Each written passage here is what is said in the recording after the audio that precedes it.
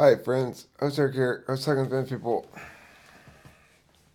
and I wanted to tell you the four things I told Chad, and also just generally talk about my conversation with Chad. So, four things I told Chad about argumentation. Chad called me. We chatted. It was a great conversation. He is so fun to talk to. I really love talking to that guy. He's great. He's Jesus. I mean, it's like no matter what I do, he comes and displays the proper response to it. Like, just I mean, he's just like fucking. He doesn't make any mistakes. It's crazy. He doesn't make any mistakes in the. I mean, everybody makes mistakes in the execution of shit, right? But he doesn't make any. He doesn't throw good money after bad, so to speak.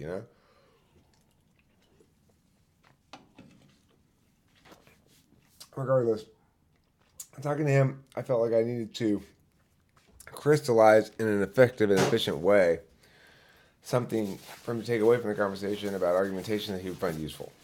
And knowing that he's TE, I want to make sure that. Um, Kitty, will you not chew on that cord, please? Yeah, stop. No, thank you. It's not for you. Okay. No, Kitty. No. I don't want you to chew on this cord. Okay. So here's it. Here's what I told him. And I sort of crystallized in my head, well, what are the most basic, foundational, important things upon which all the other detailed jargon are built? And I produced the following explanation. Number one, understand how claims are different. First, the claim could be descriptive, normative, predictive, or prescriptive.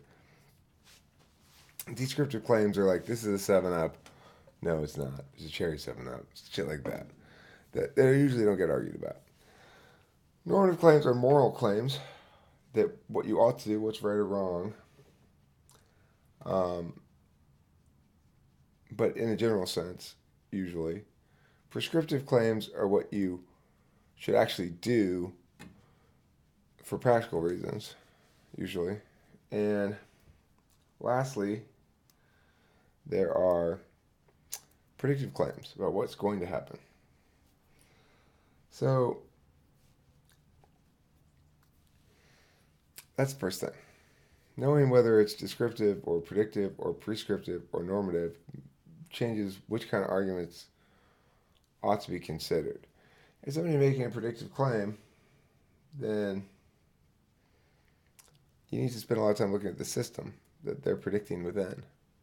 Predicting this is going to happen. Well, is the system simple enough for you to make predictions? Is it non-chaotic? If it's normative, well, saying it's wrong of me to do this under what normative model? Under what system of understanding ethics? That was the important question. And whether or not it upholds that. Okay, the second thing I told them, well, hold on. There's one more I want to tell you. Prescriptive, is usually a choice thing. So in that case, your predictions are sort of built in. Usually have concrete choices. It's not a matter of who's predicting whether or not it's possible to predict accurately in a system if you have a couple of concrete choices to choose from, then you have to, whether it's possible or not, make a decision. So there's various arguments as to why that one decision should be made over another that often have to do with avoiding certain negative outcomes. Regardless, let's move on to the next part. The next part is impact calculus. When you're trying to say, we should do what I say instead of what you say, and you're comparing impacts, you have to compare time frame, magnitude, and probability.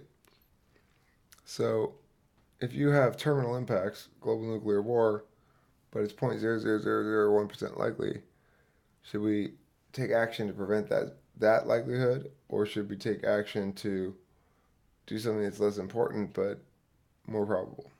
So then time frame comes into play if there's depending on how distant the impact is. Also, a part of time frame is what kind of impact is it in terms of, is it a systemic impact that changes something on an ongoing basis, or is it a one-time impact that fizzles out, that kind of thing. Now, the next thing I wanted, including there of the four things, was